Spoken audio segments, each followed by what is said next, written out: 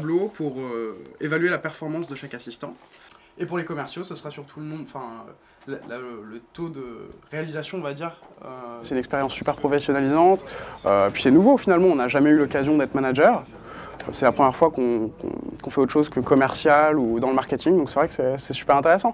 Après c'est du stress, c'est du travail, mais c'est intéressant. Le Master Vente, c'est l'aboutissement du processus de formation de nos étudiants à la fonction commerciale.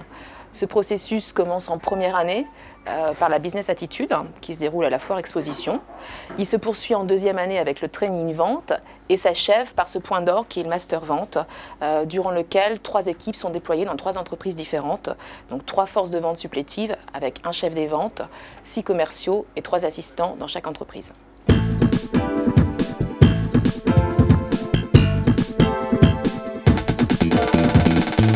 Le Master Vente, c'est l'opportunité pour nos étudiants d'appréhender des fonctions en toute autonomie et avant même d'être diplômés.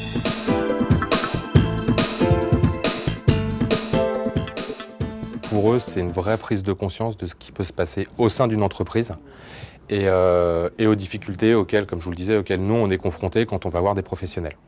La première mission, c'est prendre du rendez-vous, couvrir, se faire connaître, présenter l'entreprise, présenter nos services, nos produits.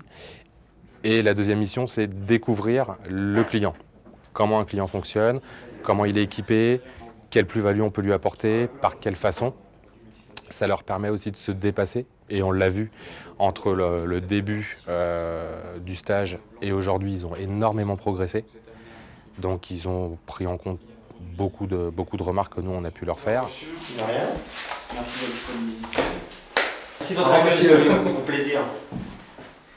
Thomas, qu'avez-vous pensé de cet entretien? Je crois que dans l'ensemble, ça s'est pas forcément trop mal passé.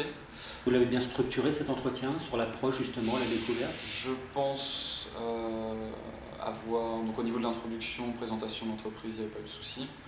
Mais la phase de découverte a pris pas mal de temps de toute façon. D'accord. Je trouve que votre entretien est très structuré. D'accord. Vous avez rapidement présenté votre entreprise, ce qui est bien, mais en 2 mots, sans vous appesantir, donc ça c'est bien. Au-delà des résultats directs, avec un indicateur qui est la prise de commande ou le chiffre d'affaires, j'essaie vraiment de passer en revue toutes les phases d'un bon entretien de vente et de voir la capacité de l'étudiant à intégrer toutes ces phases et à maîtriser la découverte, l'argumentation, la négociation et la conclusion de l'entretien de vente.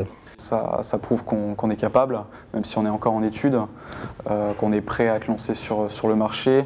On peut également le noter sur le CV, ça a son poids également, dire que ouais, en quelques jours, après avoir été accueilli dans une entreprise, on a été capable de vendre. Ça prouve beaucoup de choses. Alors au sommaire du jour, on va présenter rapidement la Xerox 45, comment ça fonctionne. Ensuite, on va parler plus particulièrement de notre unité commerciale et comment on s'est organisé. Pour finir, on va enfin présenter les objectifs et résultats obtenus, pour finir par des recommandations stratégiques au niveau de l'entreprise. Oui, ce qui nous intéresse surtout, c'est le retour d'expérience. Donc, qu'est-ce que ça va leur apporter en termes d'expérience professionnelle? Ce qu'il faut bien comprendre, c'est que juste après, ils sont dans une phase de recherche de stage. Ils s'apprêtent à faire leur stage de fin d'études, un stage de 6 mois. Donc, c'est vraiment la dernière étape professionnalisante avant leur entrée dans la vie active et leur diplôme.